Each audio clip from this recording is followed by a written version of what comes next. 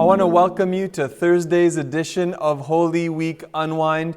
Today we're in John chapter 13, and it's a story where Jesus is getting ready to wash the disciples' feet. What's interesting about this is when things get difficult or tough, we're usually tempted to throw in the towel, to quit. But I love Jesus that He doesn't throw in the towel, He chooses to put it on. There's something to be said about the way Jesus served and how He went about His mission that you and I could glean and learn a lot from.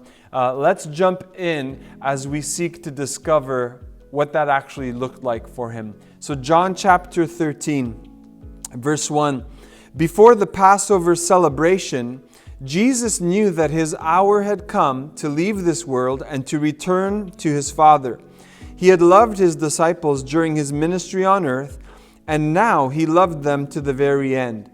It was time for supper, and the devil had already prompted Judas, son of Simon Iscariot, to betray Jesus. Jesus knew that the Father had given Him authority over everything, and that He had come from God and would return to God. So He got up from the table, took off His robe, wrapped a towel around His waist, and poured water into a basin. Then He began to wash the disciples' feet, drying them with the towel He had around Him. When Jesus came to Simon Peter, Peter said to Him, "Lord, are you going to wash my feet?" And Jesus replied, "You don't understand now what I am doing, but someday you will." "No," Peter protested, "you will never, ever wash my feet." Jesus replied, "Unless I wash you, you won't belong to me."